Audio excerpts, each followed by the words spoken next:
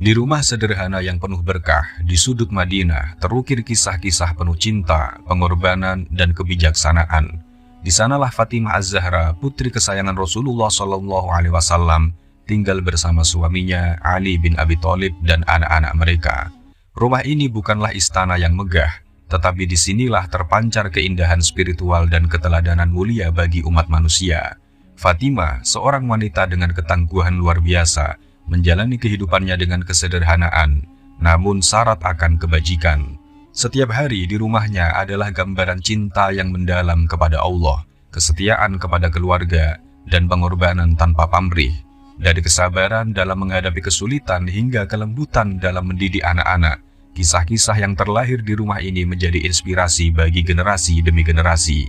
Dalam kisah-kisah ini, kita akan melihat bagaimana Fatimah yang dikenal dengan julukan Az-Zahra atau yang bercahaya, menghidupkan nilai-nilai Islam dalam kehidupan sehari-harinya. Bagaimana ia dan Ali bin Abi Thalib saling melengkapi dalam suka dan duka, serta bagaimana anak-anak mereka, Hasan dan Husain, tumbuh dengan teladan kebaikan dan ketakwaan. Allah Subhanahu wa Ta'ala berfirman dalam Quran Surat Al-Insan ayat 8-10, yang artinya, dan mereka memberikan makanan yang disukainya kepada orang miskin, anak yatim, dan orang yang ditawan, sambil berkata, sesungguhnya kami memberi makanan kepadamu hanyalah karena mengharapkan keridhaan Allah. Kami tidak mengharap balasan dan terima kasih dari kamu. Sungguh, kami takut akan azab Tuhan pada hari ketika orang-orang berwajah masam penuh kesulitan. Sebagian ahli tafsir menuturkan bahwa sebab turunnya ayat di atas adalah berkenaan dengan keluarga Fatimah. Kisahnya adalah sebagai berikut. Suatu hari, Hasan dan Husain jatuh sakit. Badan mereka panas. Kedua orang tuanya tidak bisa berbuat apa-apa. Kedua anak itu sakit sekian lama. Menghadapi semua itu, Ali sempat bernazar, jika Allah menyembuhkan kedua anakku, aku akan berpuasa 3 hari berturut-turut sebagai rasa syukur kepadanya. Fatimah juga bernazar sama dengan sang suami. Bahkan budak perempuan mereka juga bernazar seperti itu. Allah Subhanahu wa Ta'ala mendengar doa pasangan suami istri tersebut. Tak berselang lama, Hasan dan Husain sembuh dengan izin Allah. Tentu saja kedua orang tua mereka bisa tersenyum kembali. Karena keduanya sudah sembuh lagi, kini giliran orang tua dan budaknya menunaikan nazar mereka. Sebab nazar tak ubahnya janji kepada Allah Subhanahu wa Ta'ala. Mereka bernazar untuk berpuasa 3 hari berturut-turut sebagai ungkapan rasa syukur kepada Allah Subhanahu wa Ta'ala. Ketika mereka mulai menjalankan puasa, di rumah hanya ada 3 kantong kecil gandum. Hari pertama, Fatimah dibantu Fiddah mengambil 1 sok lalu dibuat adonan roti dan dihidangkan kepada mereka. Ketika menjelang buka puasa, tiba-tiba terdengar seseorang mengetuk pintu. Setelah dilihat, ternyata di depan pintu ada seorang miskin dengan tubuh kurus menggigil sambil berkata, "Lapar, lapar.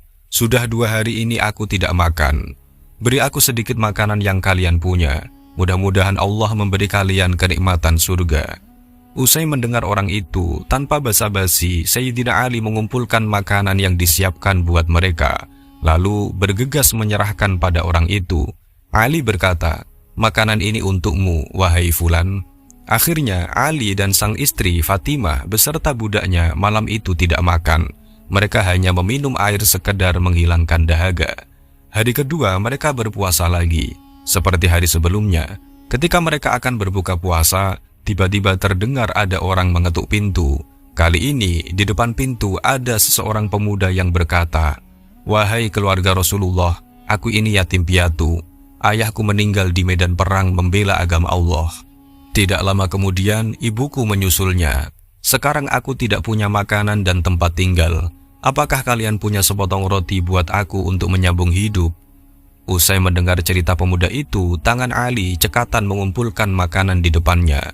Lalu diserahkan kepada pemuda itu seraya berkata, "Selamat, Allah telah memberimu makanan ini. Seperti kemarin, malam itu mereka tidak makan, hanya meminum air saja." Pada hari ketiga, mereka berpuasa. Peristiwa itu terulang lagi ketika mereka menunggu Bilal mengumandangkan adzan maghrib. Tiba-tiba pintu ada yang mengetuk lagi, dan ternyata kali ini ada orang yang hampir terjatuh, bahkan tarikan nafasnya tinggal satu persatu. Ia berkata, "Wahai keluarga Rasulullah, Aku ini tawanan. Wahai umat Islam, mengapa kalian menawan kami tetapi tidak memberi makan? Apakah karena kalian tidak bisa membunuh kami di medan perang, kemudian ingin menghabisi kami dengan membiarkan kelaparan dan ketakutan? Ali pun bangun dan memberikan makanan di depannya kepada orang itu. Rasa lapar mendera mereka bertiga, tetapi mereka semua bersabar, banyak bertasbih dan berdoa. Lalu Rasulullah SAW datang menjenguk mereka. Beliau terenyuh dan memerintahkan orang-orang di sekitarnya untuk mengambil beberapa potong makanan untuk memulihkan tenaga mereka. Beliau berkata, "Ini untukmu, wahai putri Muhammad." Lalu beliau masuk ke kamar Ali untuk beristirahat. Tiba-tiba Jibril datang membawa wahyu surat Al-Insan ayat 7-12. Menurut riwayat para ahli tafsir, yang mengetuk pintu adalah malaikat Jibril yang datang untuk menguji keimanan dan kesabaran keluarga Fatimah. Setelah itu, Jibril datang kepada baginda Rasul menceritakan peristiwa itu dan memberikan kabar gembira dengan kendaraan dari emas perak di surga untuk keluarga Fatimah sebagai balasan yang setimpal. Diriwayatkan oleh Jabir ibnu Abdillah, suatu ketika Rasulullah SAW beribadah selama beberapa hari tanpa makan sedikit pun hingga beliau merasakan kepayahan.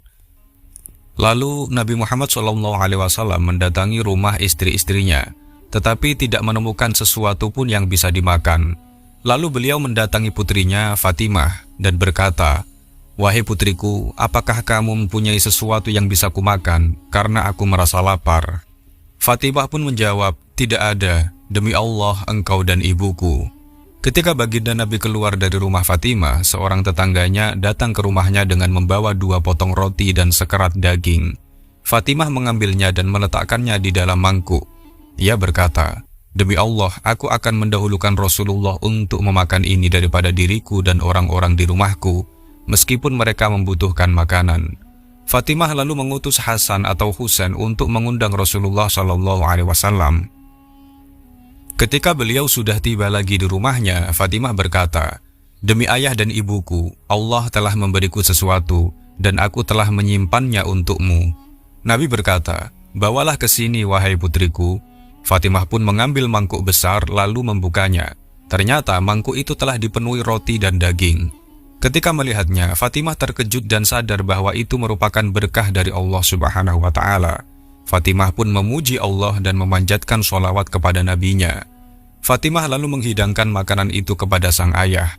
Ketika melihatnya, beliau juga memuji Allah Subhanahu wa Ta'ala seraya bertanya, "Dari manakah engkau mendapatkan ini, wahai putriku?" Fatimah menjawab, "Wahai ayah, semua ini berasal dari Allah Subhanahu wa Ta'ala. Sesungguhnya Allah memberi rizki kepada siapa yang dikehendakinya tanpa perhitungan."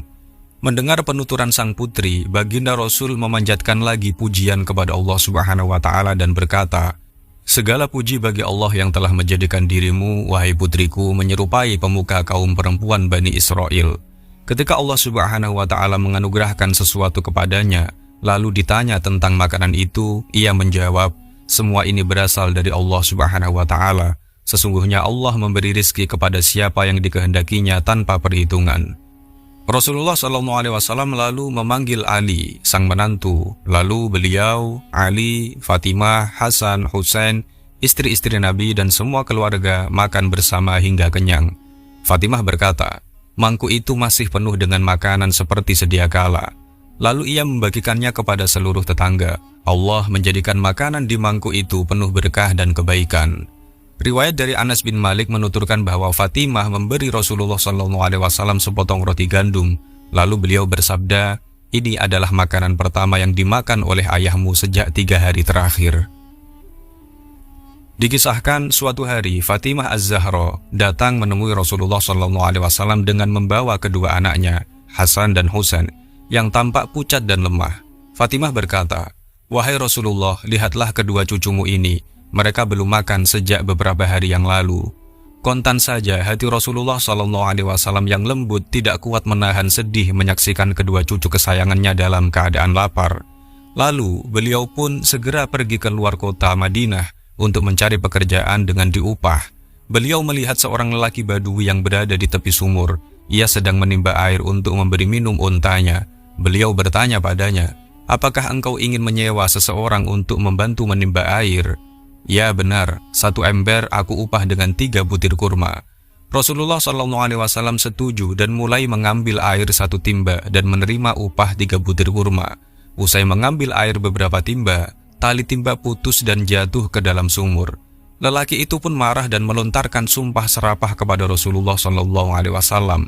Ditamparnya wajah beliau yang mulia dan ia memberi 24 butir kurma sebagai upah. Baginda Rasul berusaha mengambil timba itu lalu pulang untuk menemui Fatimah dan kedua cucunya. Melihat kesabaran dan akhlak mulia Rasulullah, tahulah orang Badui kalau beliau tidak bersalah. Oleh karenanya, ia segera mengambil belati dan memotong tangan yang ia pakai untuk menampar wajah Rasulullah SAW yang mulia. Seketika ia terjatuh di tanah dan pingsan. Tak lama berselang, melintaslah rombongan kafilah ke arahnya. Mereka melihat si lelaki tangannya terputus. Mereka segera turun dari tunggangan dan memercikkan air ke wajah lelaki tersebut. Usai lelaki itu siuman, mereka bertanya, "Apa yang terjadi padamu?" "Aku menampar wajah seseorang yang ciri-cirinya begini dan begitu, tapi ia tidak marah atau membalas lagi. Sekarang aku takut mendapatkan balasan." "Tahukah kamu siapa orang yang kau tampar itu?" tanya mereka. "Tidak." Mereka berkata, "Dialah Muhammad, Nabi dan Rasul terakhir yang diutus Allah Subhanahu wa Ta'ala." Mendengar keterangan kafilah tersebut, kontan saja ia kaget bukan kepalang. Ia pun menanyakan keberadaan Rasulullah SAW. Selanjutnya, si lelaki ini mengambil potongan tangannya dan menuju Madinah menemui Rasulullah SAW. Sesampainya di Madinah, ia melihat para sahabat duduk bersama di suatu tempat. Para sahabat bertanya kepadanya, "Apa keperluanmu?" "Aku hendak bertemu Muhammad. Aku ada suatu keperluan dengannya." Salman Al-Farisi mengantar lelaki itu ke Rasulullah SAW. Lelaki ini mengungkapkan penyesalannya telah menampar wajah beliau. "Mengapa kau potong tanganmu?" Lelaki itu menjelaskan, "Aku tidak menginginkan tangan yang kugunakan menampar wajahmu yang mulia." "Masuklah agama Islam," ajak Rasulullah SAW. "Jika engkau benar-benar dalam kebenaran, sambungkanlah tanganku yang terputus ini," kata lelaki itu. Rasulullah SAW mengucapkan Bismillahirrahmanirrahim sambil meletakkan tangannya pada tangan lelaki itu. Tangan yang terputus menyatu kembali dan orang itu segera mengucapkan 2 kalimat syahadat. Dikisahkan, suatu ketika Rasulullah SAW mengajak Abu Bakar, Umar, dan Utsman radhiyallahu anhum bertamu ke rumah putrinya Fatimah. Kebetulan Ali pun sedang ada di rumah. Setelah semuanya duduk, Fatimah menghidangkan untuk mereka madu dalam sebuah mangkuk yang cantik. Ketika semangkuk madu itu dihidangkan, sehelai rambut jatuh ke dalam mangkuk tersebut. Baginda Rasul lalu meminta semua sahabatnya untuk membuat suatu perbandingan terhadap ketiga benda tersebut, mangkuk yang cantik, madu, dan sehelai rambut. Beliau meminta Abu Bakar yang mulia berbicara, disusul oleh yang lainnya. Abu Bakar lalu berkata, "Iman itu lebih cantik daripada mangkuk yang cantik ini. Orang yang beriman itu lebih manis daripada madu, dan mempertahankan iman itu lebih sulit daripada meniti sehelai rambut." Umar berkata, "Kerajaan itu lebih cantik daripada mangkuk yang cantik ini. Seorang raja itu lebih manis daripada madu, dan memerintah dengan adil itu lebih sulit daripada meniti sehelai rambut." Lalu Utsman tak mau kalah, ia berkata, "Ilmu itu lebih cantik daripada mangkuk yang cantik ini. Orang yang menuntut ilmu itu lebih manis daripada madu, dan beramal dengan ilmu itu lebih sulit daripada meniti sehelai rambut." Sedangkan Sayyidina Ali berkata, "Tamu itu lebih cantik daripada mangkuk yang cantik ini. Menjamu tamu itu lebih manis daripada madu, dan membuat tamu senang sampai kembali pulang ke rumahnya lebih sulit daripada meniti sehelai rambut." Rasulullah SAW mengarahkan pandangannya ke arah putrinya, Fatimah, memintanya untuk membuat perbandingan juga. Dengan sigap Fatimah berkata, "Seorang wanita itu lebih cantik daripada mangkuk yang cantik. Wanita yang berhijab itu lebih manis daripada madu, dan mendapatkan seorang wanita yang tak pernah dilihat orang lain kecuali mahramnya lebih sulit daripada meniti sehelai rambut." Akhirnya baginda Nabi berkata, "Seorang yang mendapatkan taufik untuk beramal adalah lebih cantik daripada mangkuk yang cantik ini. Beramal dengan amal yang baik itu lebih manis daripada madu, dan beramal dengan ikhlas adalah lebih sulit daripada meniti sehelai rambut." Malaikat Jibril alaihissalam berkata, "Menegakkan pilar-pilar agama itu lebih cantik daripada mangkuk yang cantik. Menyerahkan diri, harta, dan waktu untuk agama lebih manis daripada madu, dan mempertahankan agama sampai akhir hayat lebih sulit daripada meniti sehelai rambut. Maka Allah berfirman, surgaku itu lebih cantik daripada mangkuk yang cantik itu, kenikmatan surgaku lebih manis daripada madu, dan menuju surgaku adalah lebih sulit daripada meniti sehelai rambut. Diriwayatkan oleh Jabir ibnu Abdillah, suatu hari usai sholat asar dan ketika para sahabat mengelilingi Rasulullah SAW, tiba-tiba datang seorang badui tua yang sangat fakir dan memakai baju kumal yang compang-camping. Baginda Rasul menyapanya terlebih dahulu dan bertanya keadaannya. Wahai Nabi Allah, aku merasa sangat lapar. Berilah sedikit makanan untukku. Aku juga tak punya baju. Tolong berilah aku sehelai kain.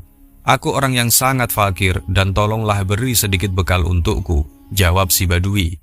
Baginda Rasul sangat terenyuh mendengar penuturannya. Lalu beliau berkata, aku juga tidak memiliki apa-apa yang bisa kuberikan kepadamu, tetapi aku bisa menunjukkan kepadamu seseorang yang insya Allah aku bisa membantumu.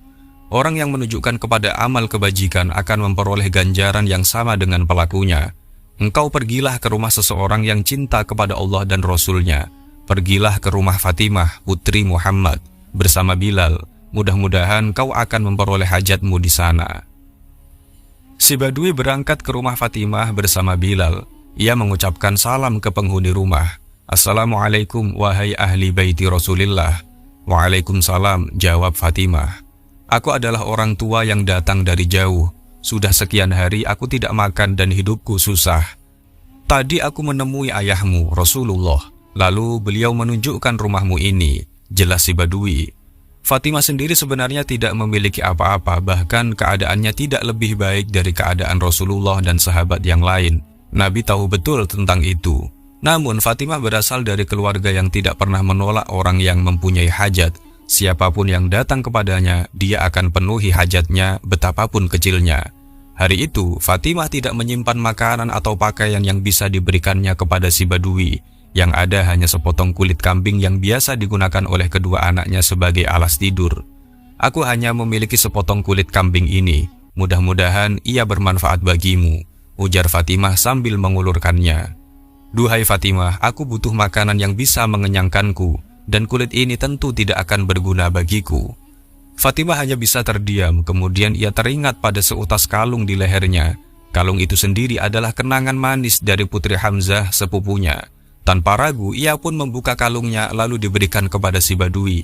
Ambillah ini dan juallah, mudah-mudahan Allah akan memberimu lebih baik dan lebih banyak dari sekedar ini. Si badui kembali menghadap Rasulullah SAW. Wahai Rasulullah, Fatimah hanya bisa memberiku seutas kalung ini. Katanya, biar ku jual agar dapat membeli makanan secukupnya. Air mata Rasulullah SAW mengalir membasahi pipinya. Lalu beliau berkata, wahai Fulan, semoga Allah menurunkan berkahnya kepadamu karena hadiah dari Fatimah binti Muhammad, penghulu putri Adam itu. Melihat kejadian itu, seketika Ammar bin Yasir berdiri seraya berkata, ya Rasulullah, apakah engkau izinkan bila aku saja yang membeli kalung itu? Ya wahai Ammar, jawab Rasul, seandainya jin dan manusia memilikinya bersama-sama, niscaya Allah tidak akan mengadab mereka. Berapa harga kalung itu, hai Fulan? Tanya Ammar. Si badui menjawab, seharga roti dan daging yang bisa mengenyangkanku. Berikut sehelai kain Yamani yang akan bisa menutupi tubuhku, agar dengannya aku bisa sholat menghadap Tuhanku, serta uang 1 dinar yang bisa kugunakan untuk ongkos pulang ke rumahku. Aku akan bayar kalung itu dengan 20 dinar ditambah 200 dirham, juga sehelai kain Yamani dan seekor hewan yang bisa mengantarkanmu pulang ke kampungmu. Sebelum semua itu, aku akan mengajakmu makan roti dan daging bersama sampai kau kenyang, ujar Ammar. Usai transaksi jual beli dengan Ammar, si badui kembali menghadap baginda Rasul. Wahai Rasulullah, kini aku telah kenyang dan telah berpakaian. Semoga Allah membalas jasamu. Rasul pun tersenyum dan berkata, kalau begitu, balaslah kebaikan Fatimah padamu. Kontan si badui mengangkat kedua tangannya dan berdoa, ya Allah ya Rabbi, Engkau adalah Tuhan yang tidak kami sekutukan. Tiada Tuhan selainmu yang kami sembah. Ya Allah ya Rabbi, Engkaulah yang maha pemberi rezeki kepada kami dengan berbagai cara. Maka berilah Fatimah sesuatu yang tidak pernah terlihat oleh mata dan tidak pernah terdengar oleh telinga. Di rumahnya, Ammar membungkus kalung tersebut dengan kain Yamani dan mengolesinya dengan minyak wangi. Kemudian ia perintahkan budaknya Saham untuk membawa kalung itu kepada Rasulullah SAW. Berikan kalung ini kepada Rasulullah dan mulai saat ini aku hibahkan engkau kepadanya, pesan Ammar. Baginda Rasul yang menerima titipan tersebut berkata, kalau begitu pergilah ke rumah Fatimah dan berikan kalung ini kepadanya dan engkau sendiri kini kuhibahkan kepada Fatimah. Fatimah menerima kalung itu kembali, namun ia membebaskan sang budak Saham. Kontak saja Saham tertawa.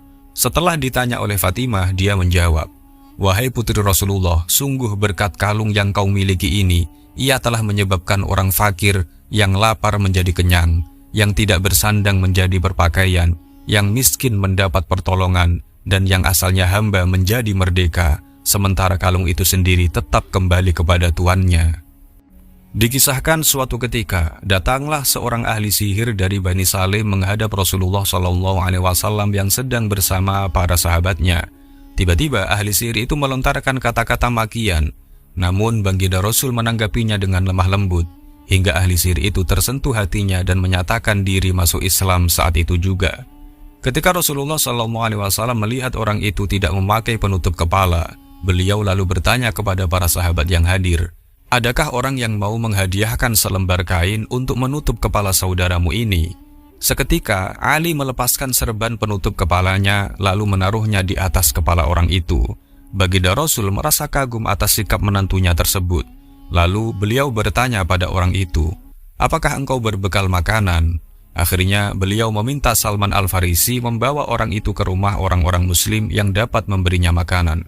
Salman pergi berkeliling tetapi tidak menemukan orang yang memberinya makanan karena memang saat itu bukan waktunya orang untuk makan. Akhirnya Salman membawanya ke rumah Fatimah. Dengan berlinang air mata, putri Rasulullah ini mengatakan bahwa di rumahnya tidak ada makanan sejak 3 hari yang lalu. Ia pun melepaskan kain kerudungnya dan diberikan kepada Salman untuk ditukar dengan jagung. Salman pun membawanya kepada Syamun, seorang Yahudi. Karena kagum akan kemurahan hati Fatimah, saat itu juga Syamun menyatakan keislamannya. Salman kembali ke rumah Fatimah membawa jagung itu. Kemudian Fatimah menggiling jagung itu dan mengolahnya menjadi roti. Selanjutnya, ia memberikan roti tersebut kepada Salman dan Mu'allaf tadi.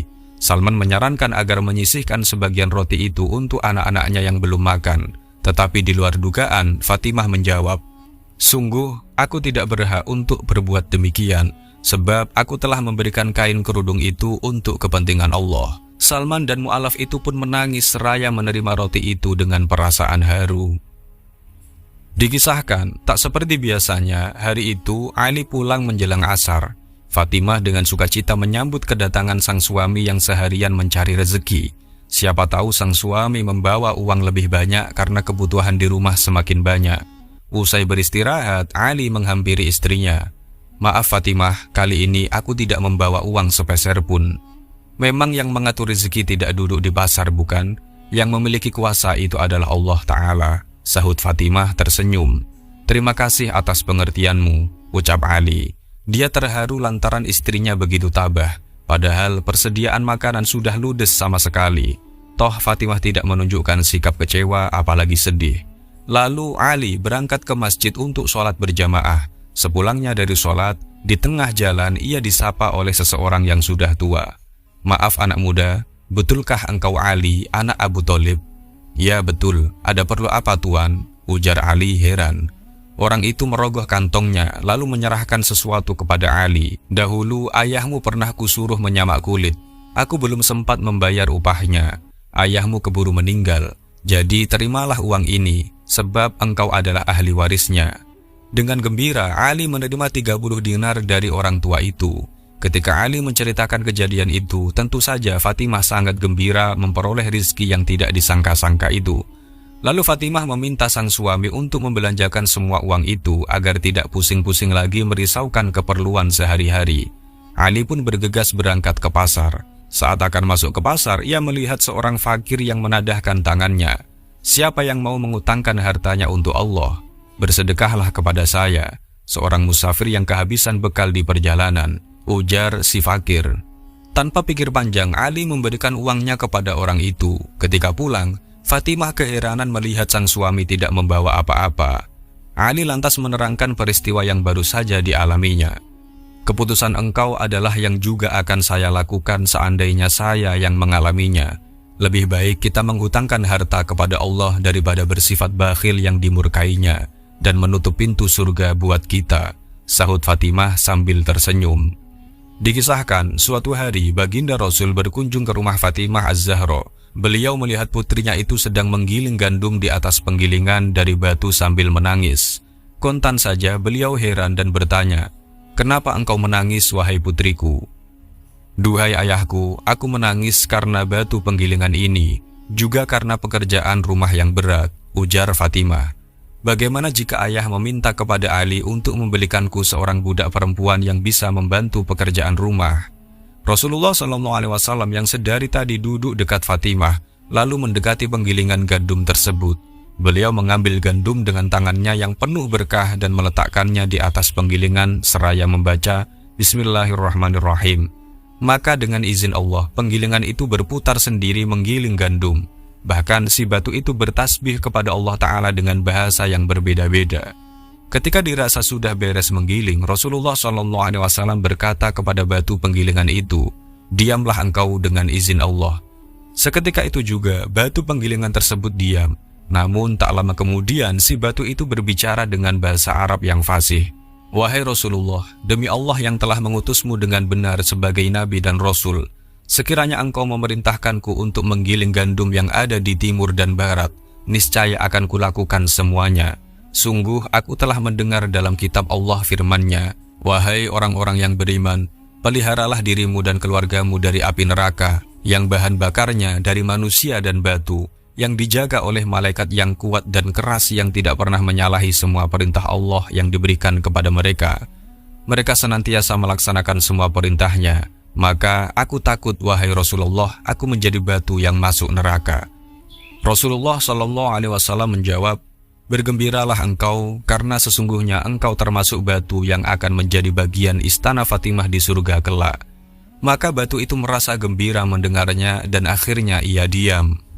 Lalu baginda Nabi berkata kepada putrinya, "Wahai Fatimah, sekiranya Allah berkehendak, niscaya batu ini akan berputar sendiri untukmu. Tetapi Allah ingin menuliskan kebaikan bagimu, menghapus kejelekan darimu, dan mengangkat derajatmu karena engkau menggiling gandum dengan tanganmu sendiri. Wahai anakku, siapapun wanita yang memasak untuk suami dan anak-anaknya, maka Allah akan menuliskan baginya dari setiap biji yang dimasaknya satu kebaikan, dan menghapus darinya satu keburukan serta mengangkat baginya satu derajat." Pada suatu pagi, Fatimah berdoa yang di dekatnya ada putranya Hasan. Hasan mendengarkan doa yang dipanjatkan sang bunda dengan khusyuk. Usai berdoa, Hasan bertanya, "Wahai bunda, dari tadi aku mendengarkan doamu, tetapi tidak satu pun doa yang kau panjatkan untuk dirimu sendiri." Sang bunda, Fatimah, menjawab dengan lembut, "Nak, doakan dulu tetanggamu, karena ketika para malaikat mendengarmu mendoakan tetanggamu, niscaya mereka akan mendoakanmu. Adakah yang lebih baik daripada doa para malaikat yang dekat dengan Allah, Tuhan kita?" Rasul bersabda, "Apabila salah seorang mendoakan saudaranya sesama muslim tanpa diketahui oleh yang didoakan, maka para malaikat berkata, 'Amin, semoga engkau memperoleh pula sebagaimana yang engkau doakan itu.'" Dikisahkan suatu hari, Abu Sufyan ibnu Harb datang sesudah kaum Quraisy merusak perjanjian damai yang disepakati di Hudaybiyah. Sebagai duta utusan kaum Quraisy kepada Rasulullah SAW di Madinah untuk melihat pengaruh perusakan perjanjian itu terhadap kaum muslimin dan untuk berupaya menambah lama berlakunya masa perjanjian itu. Setelah para sahabat senior seperti Abu Bakar, Umar, bahkan anak perempuannya Ummu Habibah menolak untuk menjadi mediator antara Abu Sufyan dengan baginda Rasul, maka dia datang berkunjung ke rumah Ali bin Abi Thalib. Di sana ada Fatimah dan putranya Hasan. Sambil duduk bersimpuh di hadapan mereka, ia berkata, "Wahai Ali, engkaulah yang paling dekat hubungan kekeluargaan denganku di kota ini. Sungguh aku sekarang datang kemari karena suatu keperluan. Tolong temani aku menemui Muhammad." Sayyidina Ali menjawab, "Celaka engkau, wahai Abi Sufyan. Demi Allah, sungguh Rasulullah SAW sekarang sedang merencanakan sesuatu. Kami tidak berani berbicara dengan beliau dalam keadaan seperti itu." Lalu Abu Sufyan menoleh ke Fatimah, memohon kepadanya dengan kerendahan hati, "Wahai putri Muhammad, Sudikah engkau menyuruh anakmu untuk melakukan ijarah buat masyarakat, agar kelak dia menjadi pemimpin bangsa Arab sepanjang zaman? Ijarah adalah suatu tradisi di kalangan masyarakat Arab yang diberikan oleh seorang tokoh terpandang guna melindungi atau memberi keamanan kepada siapa yang terancam. Dewasa ini dapat juga diserupakan dengan kekebalan politik. Fatimah menjawab, anakku ini belum sampai pada usia yang menjadikan dia dapat memberi ijarah. Lagi pula, tidak ada seorang pun yang dapat memberi perlindungan kepada sejumlah orang terhadap Rasulullah. Dalam riwayat lain dituturkan bahwa Abu Sufyan menemui Fatimah lalu berbicara kepadanya. Kemudian Fatimah berkata, aku hanyalah seorang perempuan, urusan ini hanyalah dipegang oleh Rasulullah. Abu Sufyan berkata lagi, kalau begitu suruhlah salah seorang di antara kedua anak laki-lakimu ini. Fatimah dengan cepat menukas, sesungguhnya mereka berdua masih kanak-kanak, tidak pantas anak seperti mereka berdua itu memberikan perlindungan. Kalau begitu, bicaralah engkau kepada Ali, pinta Abu Sufyan. Kamu bicaralah sendiri kepada Ali, ujar Fatimah. Kemudian Abu Sufyan berbicara kepada Ali. Abu Sufyan pun akhirnya menemui jalan buntu dalam upaya mencari perantara untuk menyampaikan maksudnya kepada Rasulullah SAW. Misinya gagal total. Tidak ada yang dapat dilakukan olehnya kecuali mengikuti nasihat yang diberikan Ali bin Abi Thalib kepadanya. Hai Abu Sufyan, demi Allah, aku tidak mengetahui sesuatu yang dapat menolongmu, tetapi engkau adalah pembesar Bani Kinanah. Jadi, cobalah tegak berlindung di antara orang banyak, kemudian pulanglah ke kampungmu. Aku kira keperluanmu tidak mungkin dapat dipenuhi dan aku tidak dapat mengatakan selain itu kepadamu. Nasihat Ali ini dilaksanakan oleh Abu Sufyan, lalu ia pergi ke masjid tempat orang berkumpul. Kemudian ia menyatakan bahwa dirinya berlindung di antara orang banyak. Selanjutnya ia segera menaiki kendaraannya berangkat menuju Makkah. Ia lari sekencang-kencangnya seolah-olah sedang dikejar musuh. Dikisahkan suatu hari Abdurrahman bin Auf mendatangi Fatimah. Ia mengabari bahwa Rasulullah SAW telah menangis sedih selepas menerima wahyu dari Jibril. Abdurrahman datang dalam rangka mencari obat bagi suasana hati Nabi yang sedang kalut waktu itu.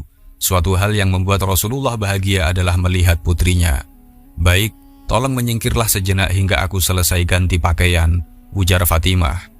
Keduanya lalu berangkat menemui Rasulullah SAW. Saat itu Fatimah menyelimuti tubuhnya dengan pakaian agak usang dengan 12 jahitan di dalamnya. Serpihan dedaunan kurma juga tampak menempel di sela-selanya. Umar Ibnul Khattab menepuk kepala seketika menyaksikan penampilan Fatimah. Spontan ia berucap, betapa nelangsa putri Rasulullah. Para putri kaisar dan raja mengenakan sutra-sutra halus, sementara Fatimah, anak perempuan utusan Allah, puas dengan selimut bulu dengan 12 jahitan dan dedaunan kurma. Sesampainya di hadapan sang ayah, Fatimah berkata, Ya Rasulullah, tahukah bahwa Umar terheran-heran dengan pakaianku ini? Demi zat yang mengutusmu dengan kemuliaan, aku dan Ali selama 5 tahun tak pernah menggunakan kasur kecuali kulit kambing. Fatimah juga bertutur bahwa keluarganya menggunakan kulit kambing tersebut hanya pada malam hari, sementara di siang hari, kulit itu menjelma sebagai tempat makan untuk unta. Bantal mereka hanya terbuat dari kulit yang berisi serpihan dedaunan kurma. Kemudian Rasulullah berkata, Wahai Umar, tinggalkan putriku. Mungkin Fatimah sedang menjadi kuda pacu yang unggul. Analogi kuda pacu merujuk pada pengertian keutamaan sikap Fatimah yang mengungguli seluruh putri-putri raja lainnya. Tebusanmu, wahai ayah, adalah diriku, sahut Fatimah tersenyum. Dengan kedudukan dan harisma ayahandanya yang luar biasa, Fatimah sesungguhnya bisa memperoleh apa saja yang ia kehendaki, lebih dari sekedar pakaian dan kasur yang bagus. Namun, kepribadian Rasulullah yang bersahaja tampaknya memang mewaris ke dalam dirinya. Fatimah tetap tampil sederhana dengan segenap kebesaran dan kemewahan jiwanya. Dikisahkan ketika baginda Nabi sudah dekat ajalnya, beliau menyuruh Bilal bin Rabah agar mengumandangkan azan untuk mengerjakan sholat. Usai para sahabat berkumpul, Nabi mengerjakan sholat 2 rakaat ringan bersama mereka. Setelah itu, beliau naik mimbar dan berpidato, Wahai kaum muslimin, aku bagi kalian itu sebagai nabi dan penasehat, sebagai orang yang mengajak kepada jalan Allah dengan izinnya. Juga aku ini bagi kalian seperti ayah atau saudara kandung yang saling mengasihi dan menyayangi.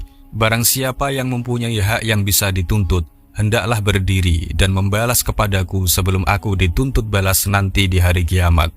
Semua yang hadir terdiam, tak ada seorang pun yang berdiri. Beliau mengulangi lagi ucapannya hingga 3 kali. Tiba-tiba berdirilah Ukasyah bin Mahson. Ia berkata, "Demi ayah ibuku ya Rasulullah, seandainya engkau tidak mengumumkan kepada kami berkali-kali, tentu saya tidak akan berdiri. Sungguh, saya pernah bersama engkau dalam perang Badar. Unta saya mengikuti unta engkau. Saya turun dari unta lalu mendekati engkau agar bisa mencium paha engkau. Tiba-tiba saja engkau mengangkat tongkat lalu kau pukulkan ke unta agar berjalan cepat. Namun pukulan itu mengenai tulang rusuk saya juga. Saya tidak tahu apakah engkau sengaja atau tidak." "Wahai Ukasyah," ujar Rasulullah, "saya memang sengaja memukul engkau."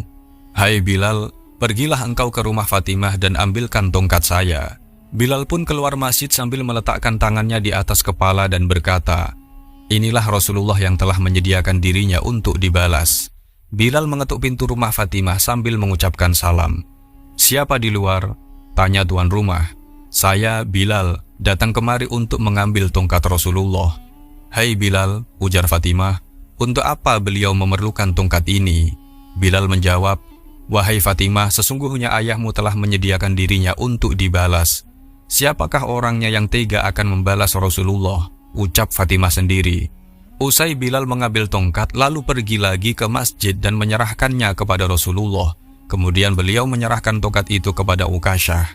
Melihat suasana yang tegang seperti itu, Abu Bakar dan Umar berdiri seraya berkata, "Wahai Ukasyah, kami berdua berada di hadapanmu, maka balaslah kami dan jangan membalas Rasulullah."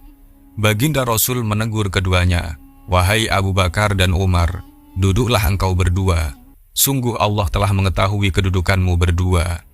Maka Ali bin Abi Thalib berdiri seraya berkata, "Wahai Ukasyah, saya dalam hidup ini selalu di samping Rasulullah, maka tidak sampai hati saya melihat engkau membalas Rasulullah. Inilah punggung dan perutku, pukullah dengan tanganmu." "Wahai Ali," ujar Rasulullah, "duduklah, sungguh Allah telah mengetahui niat dan kedudukanmu." Selanjutnya Hasan dan Husain, 2 cucu kesayangan Rasulullah, berdiri. Keduanya berkata, "Wahai Ukasyah, tahukah engkau bahwa kami berdua adalah cucu Rasulullah? Jika engkau membalas kami, sama saja dengan membalas Rasulullah." Baginda Rasul terharu dengan kedua cucunya. Beliau lalu berkata, "Wahai buah hatiku, duduklah kalian berdua. Sungguh Allah mengetahui kedudukan kalian berdua." Beliau lalu berkata pada Ukasyah, "Pukullah jika engkau hendak memukul." "Wahai Rasulullah, engkau telah memukulku ketika saya tidak memakai pakaian." Maka Rasulullah pun membuka pakaiannya sehingga yang hadir menjerit sambil menangis. Ketika Ukasyah melihat badan Rasulullah yang putih itu, dia memeluk, memegangnya serta menciumi punggungnya seraya berkata, "Saya tebus engkau dengan jiwaku, wahai Rasulullah. Siapakah orang yang sampai hati membalas engkau? Sungguh saya melakukan ini agar badan saya bisa bersentuhan dengan badan engkau yang dimuliakan Tuhan. Saya berharap dia memelihara saya dari api neraka dengan sebab kehormatanmu."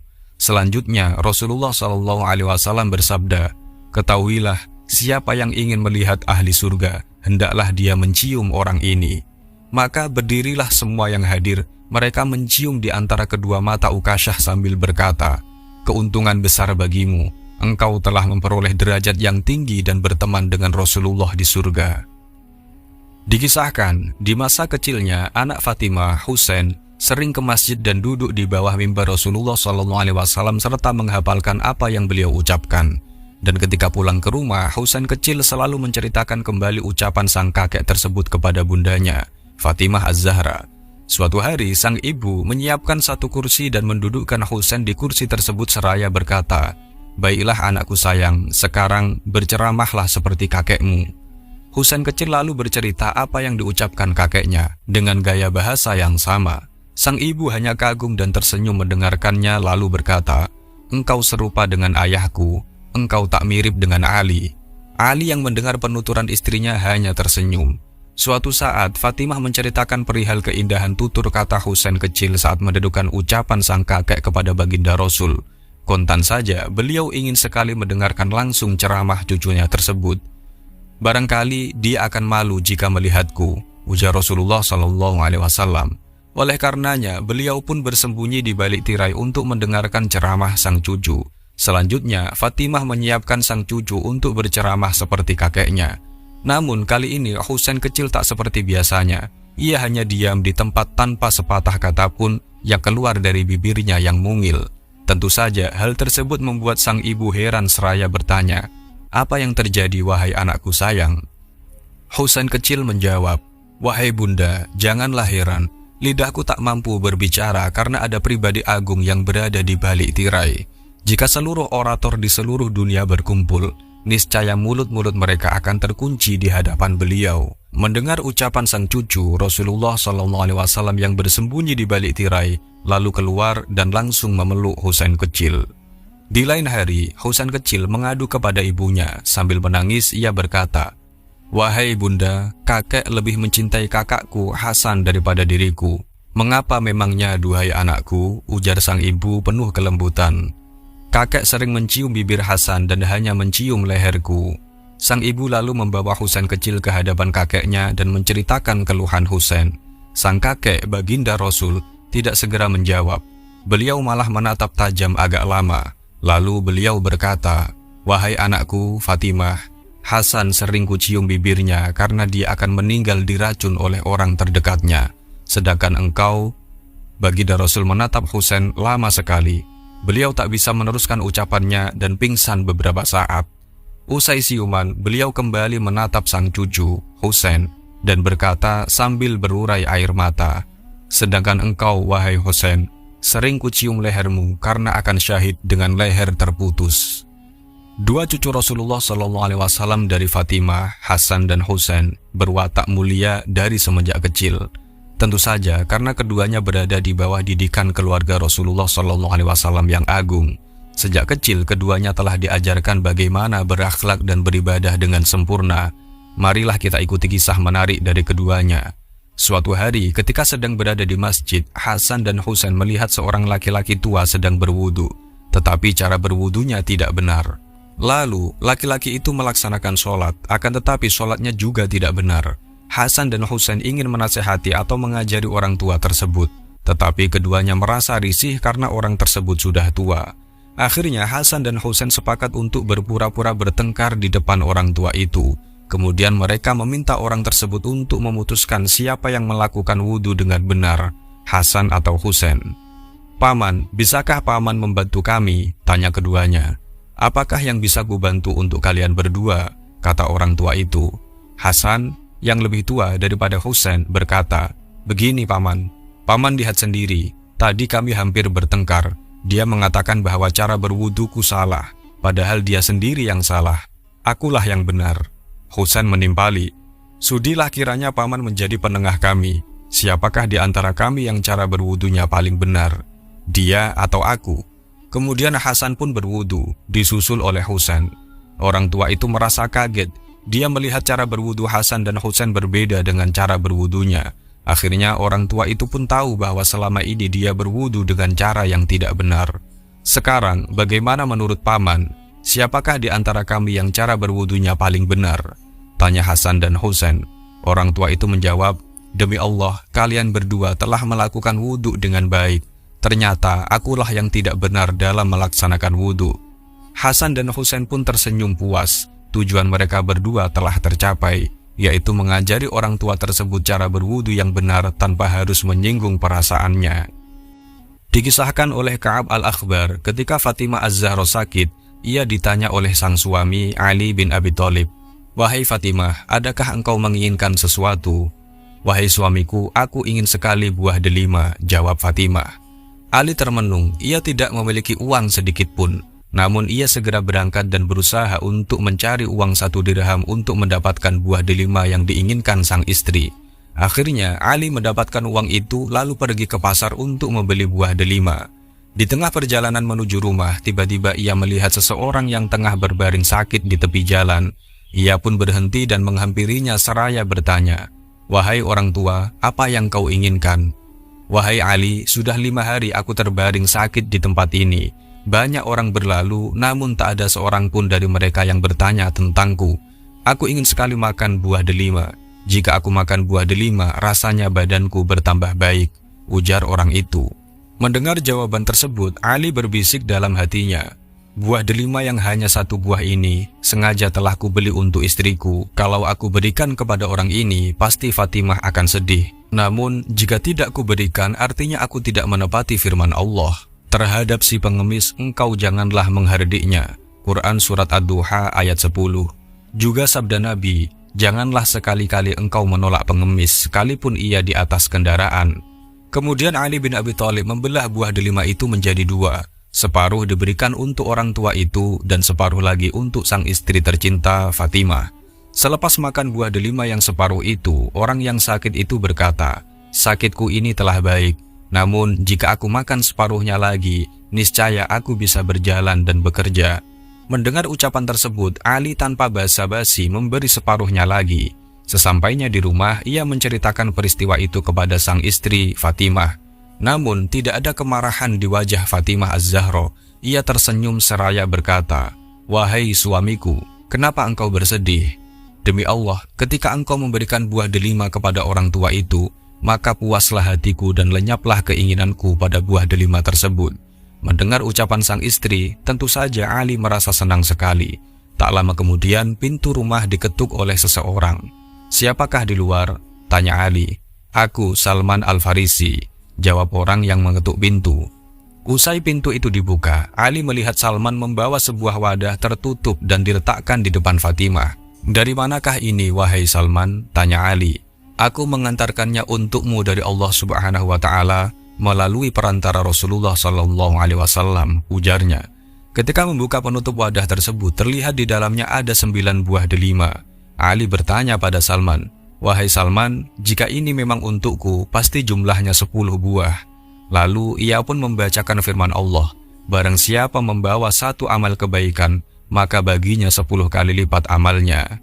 Salman Al-Farisi pun tertawa mendengarnya seraya mengembalikan sebuah delima yang ada di genggamannya. Ia berkata, wahai Ali, demi Allah, aku hanya sekedar menguji sejauh mana keyakinanmu terhadap firman Allah yang kau bacakan barusan. Dikisahkan oleh Imran bin Husain yang punya kedudukan khusus terhadap Rasulullah SAW. Suatu hari Rasulullah SAW berkata kepadaku, wahai Imran, engkau mempunyai kedudukan khusus buatku. Maukah engkau kuajak berkunjung ke rumah putriku Fatimah? Aku menjawab, demi kemuliaan ayah ibuku, tentu saja mau dan senang. Maka aku pun diajak oleh Rasulullah SAW ke rumah putrinya Fatimah. Sesampainya di depan pintu rumah Fatimah, beliau menyampaikan salam dan meminta izin masuk. Ketika diketahui bahwa Rasulullah bersama sahabatnya yang notabene bukan mahramnya, maka Fatimah berkata, maafkan aku wahai ayahanda, tidak bisa menerima tamu orang luar karena saat ini aku sedang tidak memakai penutup badan atau pakaian yang lengkap, hingga tidak sempurna menutup aurat disebabkan tidak memiliki lagi kain yang lain. Mengetahui hal itu, Rasulullah SAW langsung melepas serbannya lalu menyerahkannya kepada sang putri sambil mengajarkan cara memakainya hingga bisa menutup seluruh tubuh Fatimah dengan sempurna. Setelah itu barulah pintu dibuka dan masuklah Rasulullah SAW beserta diriku ke dalam rumah. Bagaimana kabarmu hari ini, wahai putriku? Tanya Rasulullah SAW. Karena engkau sebagai Rasul, jawab Fatimah, maka aku tak boleh menyembunyikan apapun kepadamu. Putrimu ini sedang kelaparan karena tidak ada makanan yang bisa dimakan. Mendengar ucapan sang putri tercinta, Fatimah, Rasulullah SAW menangis seraya berkata, jangan engkau bersedih, wahai putriku. Ketahuilah ayahmu ini sudah 3 hari tidak makan apapun. Padahal ayahmu ini jauh lebih mulia daripada engkau. Andaikan mau minta, pasti Allah akan memberi kecukupan buatku. Tapi ayahmu lebih memilih akhirat dibanding dunia. Baginda Rasul diam sejenak lalu melanjutkan, kabar gembira buat engkau, wahai putriku. Kelak engkau akan menjadi pemimpin wanita di surga. Fatimah bertanya kepada Rasulullah SAW, bagaimana dengan para wanita utama seperti ibunya, Sayyidah Khadijah, Maryam binti Imran, dan Asiyah istri Fir'aun? Rasulullah menjawab, mereka adalah pemimpin ahli surga di zamannya, sedangkan engkau pemimpin wanita di dunia dan akhirat. Dikisahkan suatu hari Rasulullah SAW berkata kepada sang putri tercinta Fatimah, wahai Fatimah, maukah engkau kuberitahu siapa wanita yang akan memegang tali kendaraanmu nanti di akhirat? "Siapa wahai ayahku?" tanya Fatimah penasaran. Rasulullah SAW melanjutkan, "Namanya adalah Muti'ah.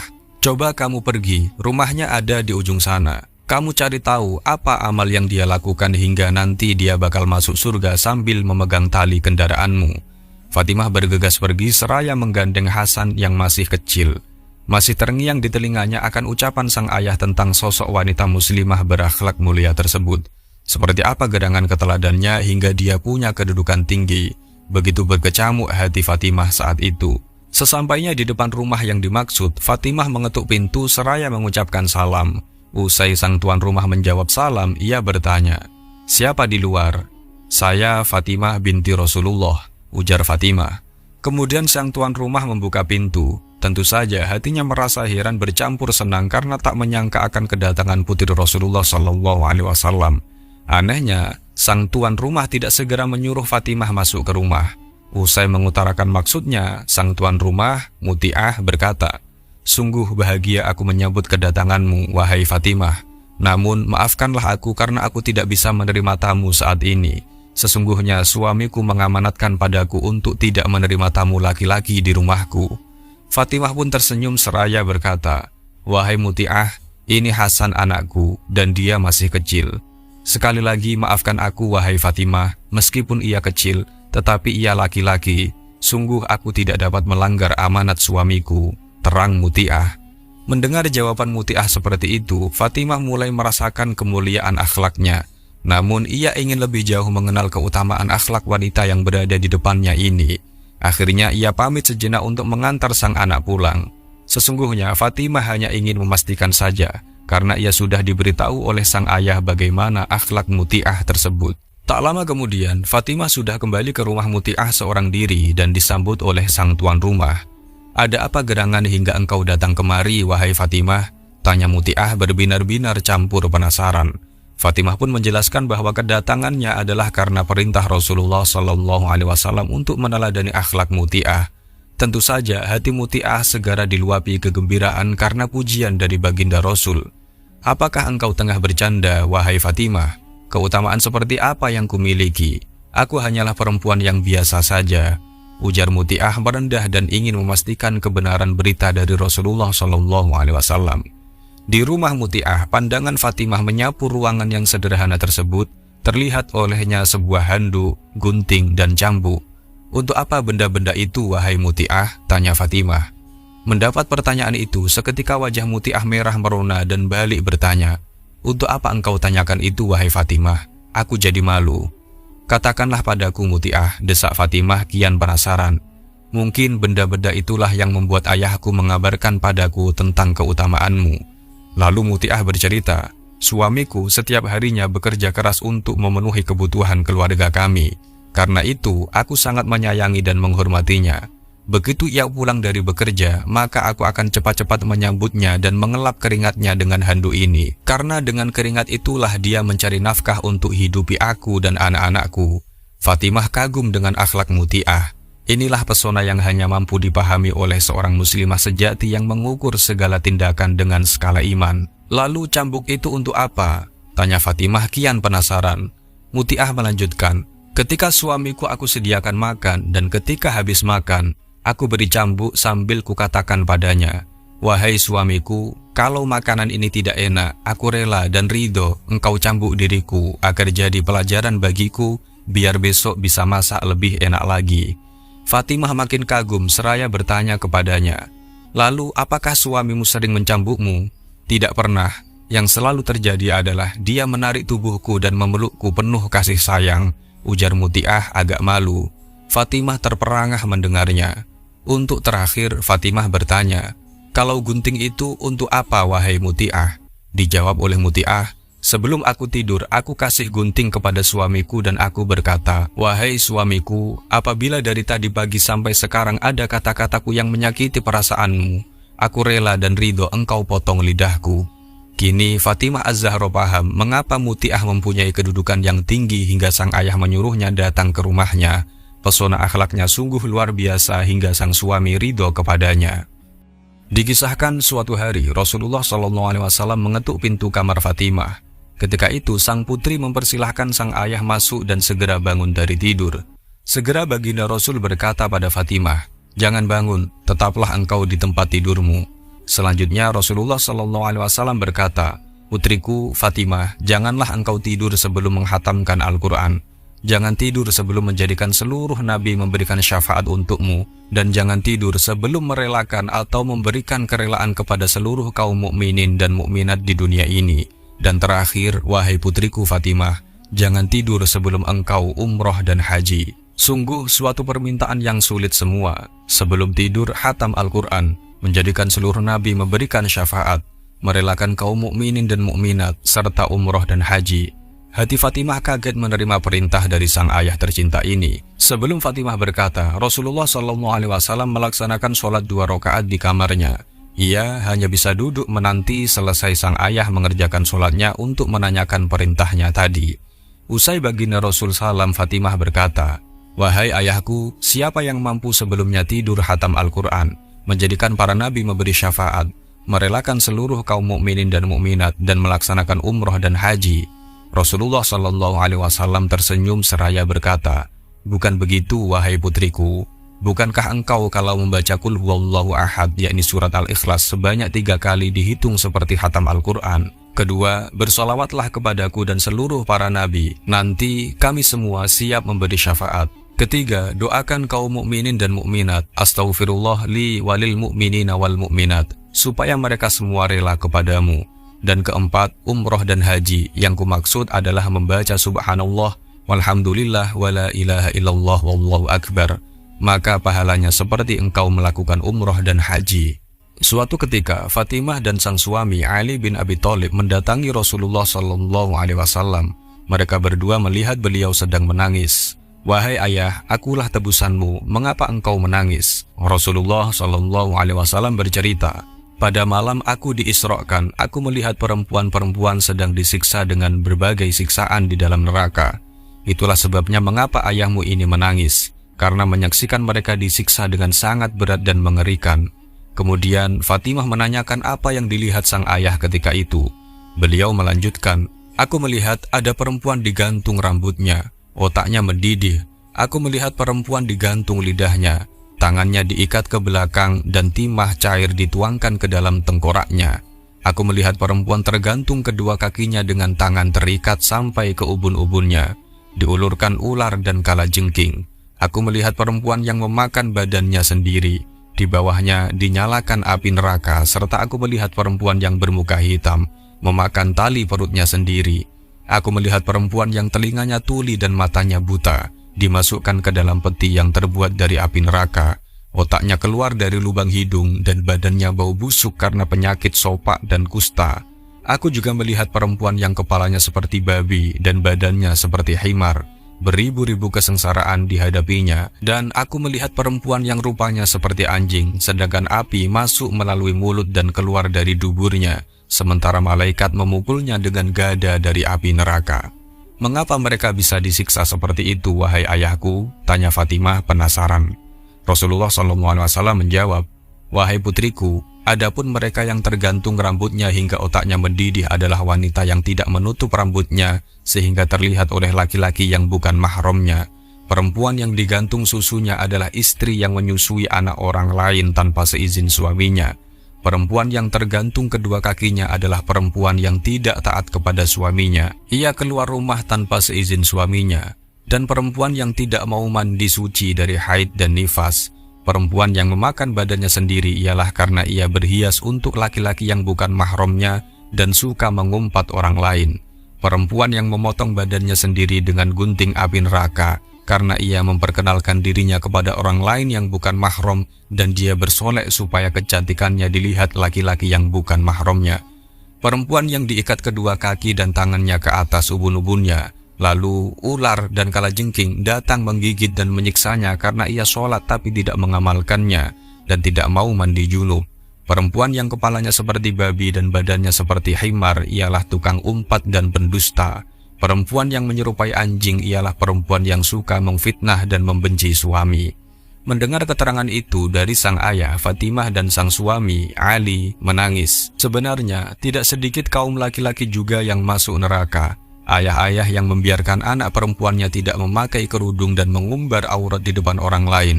Dalam sebuah kesempatan, baginda Rasul pernah mengingatkan, neraka diperlihatkan kepadaku.